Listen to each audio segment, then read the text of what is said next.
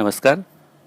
कक्षा 12वीं, विषय हिंदी, आरोह भाग 2 से ये तीसरे पाठ की दूसरी कविता है।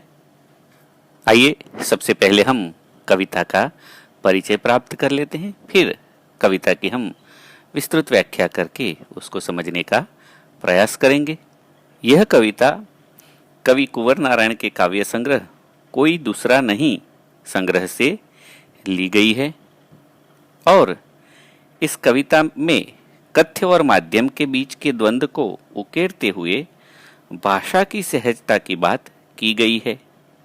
कवि कहते हैं कि हर बात के लिए कुछ खास शब्द नियत होते हैं, बिल्कुल वैसे ही जैसे हर पेंच के लिए एक निश्चित खांचा होता है। आप बड़े पेंच के खांचे में छोटा पेंच नहीं डाल सकते, उससे आप चीजों को फिक्स नहीं कर सकते हैं। तो उसी प्रकार भाषा में हर बात के लिए कुछ नियत शब्द होते हैं। शब्दों को इधर उधर करके कहीं भी बैठा के आप शब्दों की सहजता नष्ट कर देते हैं। और कवि ये भी कह रहे हैं कि अब तक जिन शब्दों को हम एक दूसरे के पर्याय के रूप में जानते रहे हैं, उन सबके भी अपने विशेष अर्थ होते हैं। ऐसा नहीं कि किसी भी शब्द को क्योंकि वह पर्यायवाची है तो कहीं भी फिट कर दिया जाए। कवि का कहना है कि भाषा का बहुत सावधानी पूर्वक और स्वाभाविक रूप में प्रयोग होना चाहिए। और इसलिए कवि कहते हैं कि अच्छी बात या अच्छी कविता तभी कही जाती है जब सही बात का सही शब्द के साथ जुड़ाव हो। कुछ रचनाकार भाषा के मोह में, उसको अलंकृत करने के मोह में भाषा की सार्थकता खो बैठते हैं और वह जो कहना चाह रहे हैं वह लोगों तक, पाठकों तक पहुंचता नहीं है। इसीलिए कवि बताना चाहते हैं कि भाषा में ऐसा मोह निरर्थक है। जब भाषा बिना किसी मेहनत और अतिरिक्त दबाव के वह अपनी अभिव्यक्ति करती है तो वह सफल होती है, लोगों तक पहुंचती है और सार्थक भी होती है। तो इस पूरी कविता के माध्यम से कवि ने कविता में सहज सरल शब्द प्रयोगों की बात की है और बेवजह अलंकार वगैरह का उपयोग न हो तो सरलता से वह लोगों तक पहुंचती है, इसकी बात की है।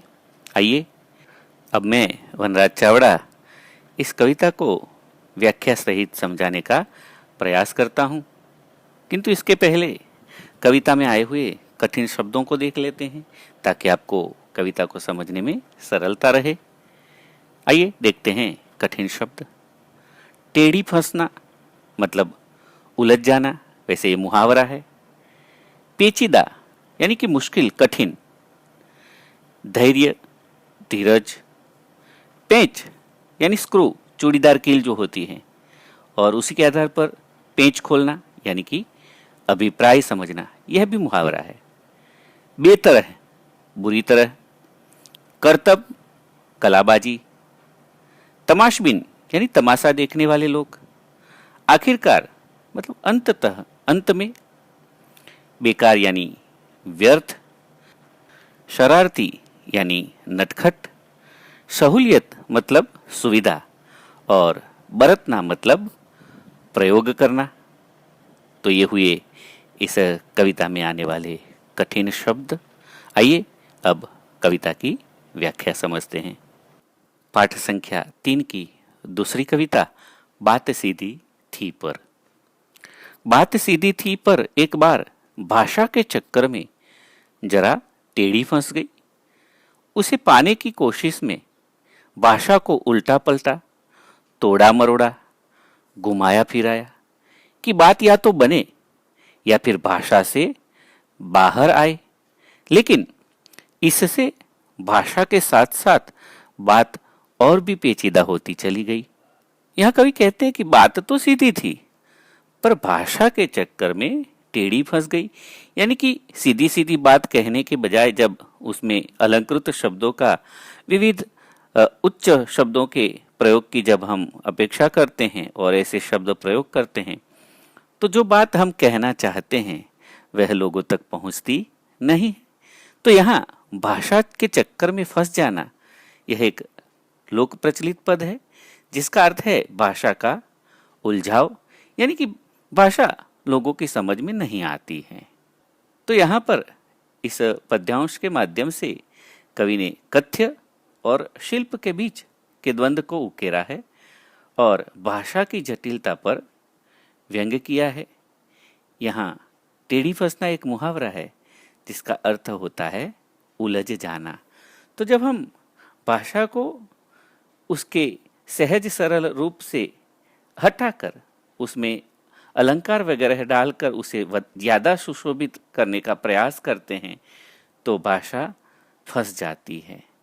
तो कवि यहाँ कहते हैं कि एक बार वे सीधे साधे कथ्य को कहने के लिए चमत्कारिक भाषा के लोभ में पड़ गए और भाषा के घुमाव में उलझ गए, फंस गए।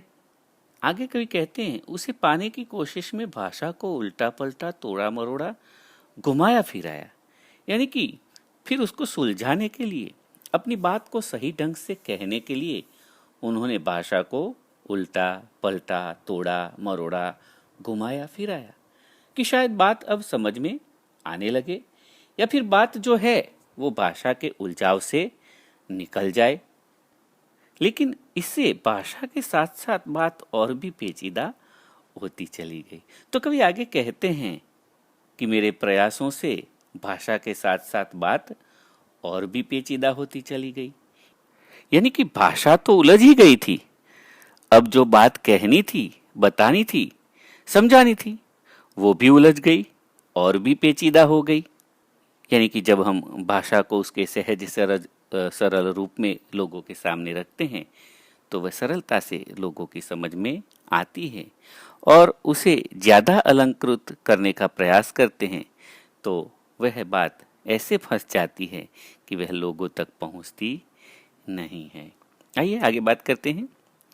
सारी मुश्किल को धैर्य से समझे बिना मैं पेंच को खोलने के बजाय उसे बेतरह कसता चला जा रहा था, क्योंकि इस करतब पर मुझे साफ सुनाई दे रही थी तमाशबीनों की शाबाशी और वाहवाही। आखिरकार वही हुआ जिसका मुझे डर था। जोर जबरदस्ती से बात की चूड़ी मर गई और वह भाषा में बेकार घूमने लगी।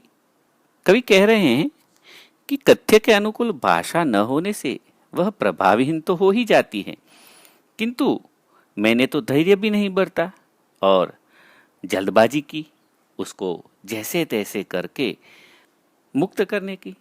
लेकिन उसमें मैंने जल्दबाजी की और पेंच जिसको मुझे खोलना चाहिए था, यहाँ पेंच खोलने का मतलब है अभिप्राय समझना, तो पेंच खोलने के बजाय मैंने तो उसे ठोक दिया और ज्यादा दबाव देकर उसको कसता ही चला गया।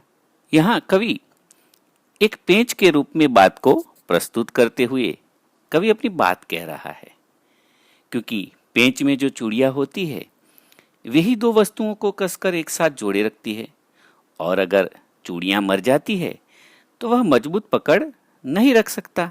दोस्तों आप जानते होंगे हम दीवार में लकड़ी में इस पेंच का उपयोग करते हैं जो अच्छे से उसमें कस जाती है।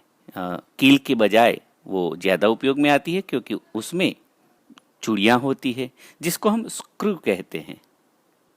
तो यहाँ यह पेंच रूपी बात की बात की गई है।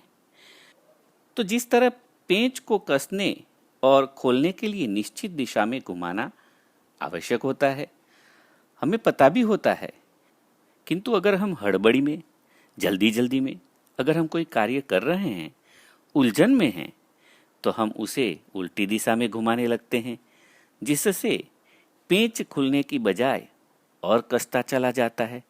तो यही स्थिति यहाँ कवि की भी है। वो बात को सुलझाने के लिए और कसते गए और बात बेकार हो गई।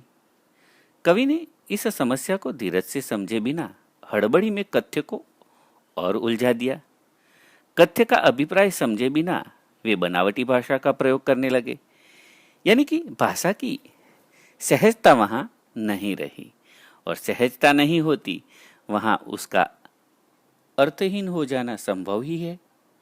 तो कवि की बात भाषा में बेकार घूमने लगी।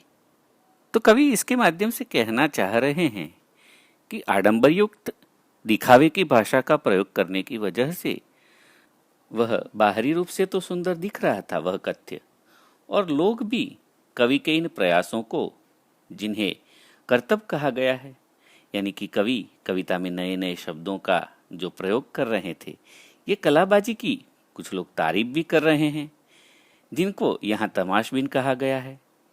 तो तमाशबीनों की वह वाहवाही कवि देख सुन रहे हैं, और वे ये समझ भी रहे थे कि तारीफ झूठी है, ये तारीफ नहीं हो रही, उनका मजाक उड़ाया जा रहा है। और आखिर हुआ क्या? जिसका कवि को डर था वही हुआ कि बात सुलझाने के प्रयासों में वह प्रभावहीन हो गई और भाषा में बेकार घूमने लगी, यानी कि वह शब्दों का एक समूह मात्र बनकर रह गई। तो दोस्तों, जब काव्य सर्जन में फिजूल के शब्दों का प्रयोग करते हैं भाषा के अलंकार के मोह में, तो वह कविता में निरर्थक लगते हैं, उनका वहाँ कोई वजूद लगता नहीं है, आवश्यकता लगती नहीं है। आइए आगे बढ़ते हैं। हार कर मैंने उसे कील की तरह उसी जगह ठोक दिया, ऊपर से ठीक ठाक पर अंदर से न तो उसमें कसाव था न ताकत। बात ने जो एक शरारती बच्चे की तरह मुझसे खेल रही थी, मुझे पसीना पोंछते देखकर पूछा, क्या तुमने भाषा को सहूलियत से बरतना कभी नहीं सीखा?